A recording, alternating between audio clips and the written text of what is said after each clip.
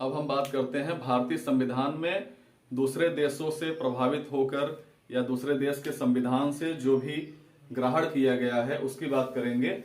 और उसमें हम उन टॉपिक्स को कवर करेंगे जो आए दिन प्रतियोगी परीक्षाओं में पूछे जाते हैं, चाहे वो यूपीएससी हो, यूपी पीसीएस हो या अन्य छोटी प्रतियोगी परीक्षाएं हो, उन सभी की दृष्टि से जो महत्वपूर्ण है उस पर हम चर्चा करेंगे। तो भारतीय संविधान में सबसे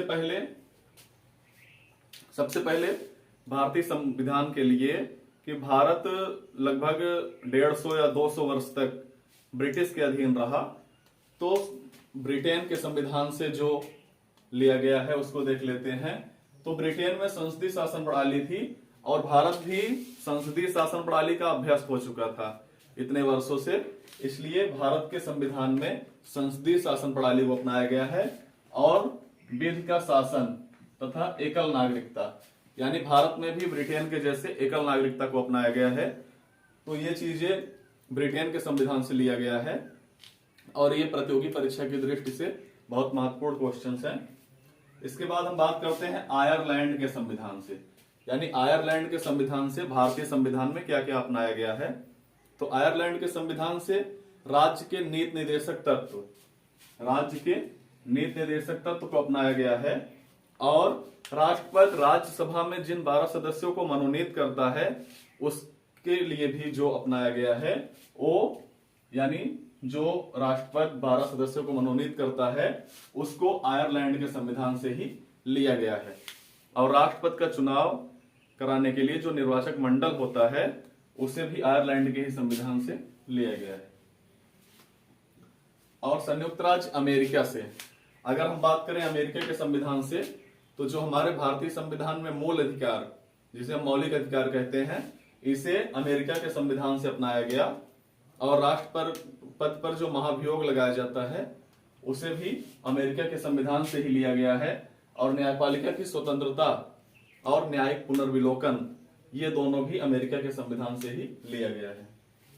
अब बात करते हैं ऑस्ट्रेलिया के संविधान से। तो ऑस्ट्रेलिया के संविधान से जो हमारे संविधान की प्रस्तावना है, हम भारत के लोग भारत को एक संपूर्ण बहु संपन्न, वो उसकी जो भाषा है उसे ऑस्ट्रेलिया के संविधान से लिया गया है। और केंद्र और राज्य का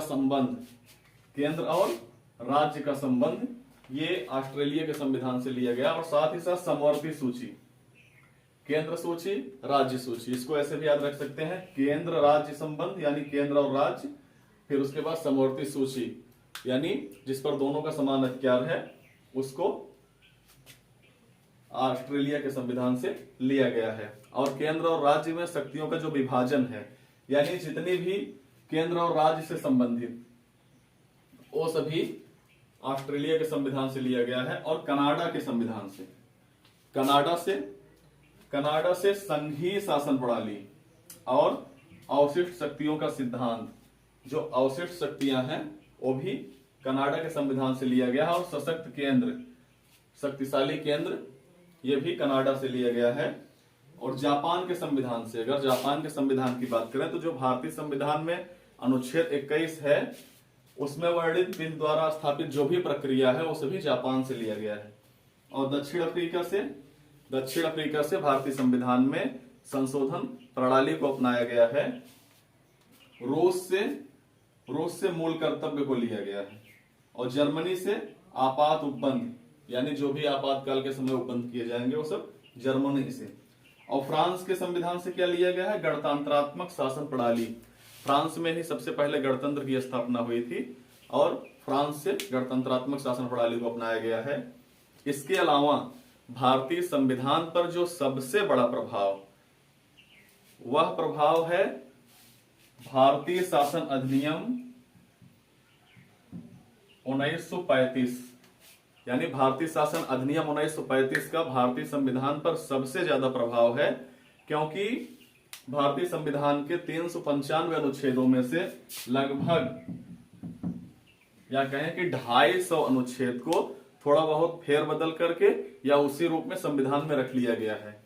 तो जैसा कि आप सब जानते हैं कि 395 में से 250 काफी ज्यादा होता है, लगभग आधे से ज्यादा। तो इस प्रकार भारतीय संविधान पर जो सबसे बड़ा प्रभाव है 1935 के भारतीय शासन अधिनियम का है। यह क्वेश्चन एग्जाम की दृष्टि से सबसे ज्यादा इंपॉर्टेंट है। भारतीय संविधान पर सबसे ज्यादा प्रभाव भारतीय शासन अधिनियम 1935 का है। तो इस प्रकार भारतीय संविधान में बहुत सारे देशों से जो भी शासन में अपनाने लायक चीजें थी उसको अपनाया गया है।